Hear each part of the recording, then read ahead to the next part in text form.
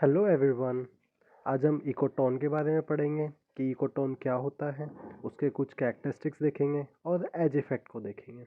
अगर अभी तक आपने मेरे चैनल को सब्सक्राइब नहीं किया है तो सब्सक्राइब कर लीजिए। Super learning XYZ।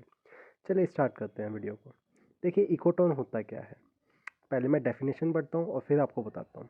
Ecotone is the junction between the two और मोर डाइवर्स इकोसिस्टम। देखिए हमारे इकोसिस्टम्स होते हैं। जब एक इकोसिस्टम से दूसरा इकोसिस्टम, मतलब एक इकोसिस्टम जब ख़त्म हो रहा होता है तो ऐसा तो है नहीं कि एक इकोसिस्टम ख़त्म हुआ उसके तुरंत बाद दूसरा इकोसिस्टम ख़त्म हो गया, मतलब स्टार्ट हो गया। जैसे कि ये मेरा एक इकोसिस्टम है, राइट।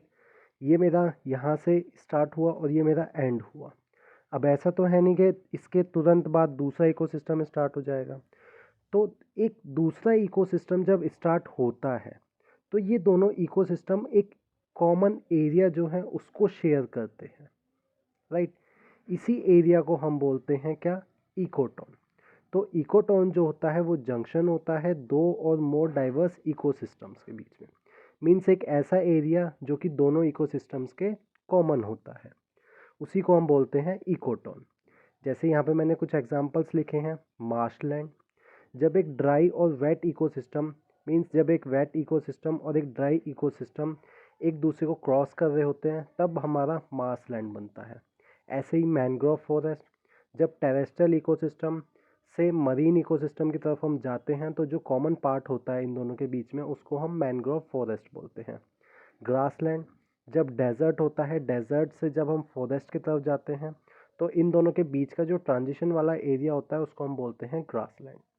ऐसे ही एस्चुरीज, जब फ्रेश वाटर से हम सॉल्ट वाटर की तरफ जाते हैं, मीन्स सॉल्ट वाटर इकोसिस्टम की तरफ जाते हैं, तो बीच का जो एरिया जो होता है जहाँ पे ये दोनों का ट्रांजिशन हो रहा होता है उसको हम बोलते हैं एस्चुरीज। अब इसका कुछ कैरेक्टरिस्टिक्स देखते हैं इकोटोन के क्या होते हैं। ये वाइड भी हो सकता है और नैरो भी हो सकता है, राइट। और इसको हम जोन ऑफ टेंशन भी बोलते हैं क्योंकि इसमें ऐसी कंडीशंस होती हैं जो कि दोनों इकोसिस्टम्स में होती है।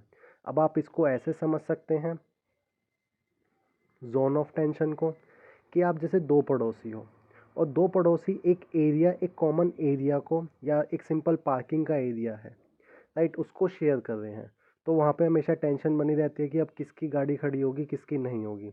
ऐसे ही ये वाला एरिया जो होता है इकोटोन का उसको हम जोन ऑफ टेंशन बोलते हैं, राइट। इसका तीसरा कैरेक्टरिस्टिक क्या है कि इसमें कुछ ऐसी स्पीसीज भी हो सकती हैं जो कि एंटायरली डिफरेंट होती है दोनों इकोसिस्टम से। मीन्स यहाँ पे कुछ स्पीसीज हैं, यहाँ पे कुछ स्पीसीज हैं। तो ऐसा भी हो सकता है कि ये जो ट्रांजिशन वाला एरिया है, मीन्स जो कॉमन एरिया जो है यहाँ पे कुछ अलग ही स्पीसीज हो। तो ऐसा भी हो सकता है इकोटोन में, राइट। अब हम देखते हैं एज इफेक्ट के बारे में कि एज इफेक्ट क्या होता है। कई बार क्या होता है कि कुछ स्पीसीज जो होती हैं, राइट, यहाँ पे नंबर ऑफ स्पीसीज और उनकी जो पॉपुलेशन जो है वो कभी कभी ज़्यादा हो जाती हैं इस जोन में। मींस ये वाला जो जोन है इसमें कुछ स्पीसीज मेरी ज़्यादा होती है एज़ कम्पेयर टू इसके जो दोनों इकोसिस्टम्स जो हैं उनके कंपेयर में। तो अगर ऐसा होता है तो हम उसको बोलते हैं एज इफेक्ट। मैं एक बारी और बताता हूँ। जैसे कि मैंने यहाँ पे एक इकोसिस्टम बना लिया, राइट, एक ये इकोसिस्टम बना लिया।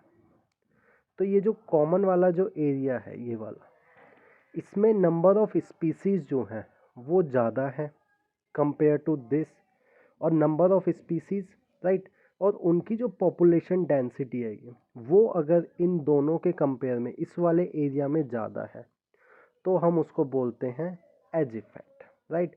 और इसमें जो स्पीसीज पाई जाएंगी उनको हम बोलेंगे as species, right. I hope आपको ये वीडियो समझ में आया होगा कि इकोटोन क्या होता है। अगर आपको मेरा वीडियो अच्छा लगा हो तो लाइक ज़रूर कीजिएगा। Thank you.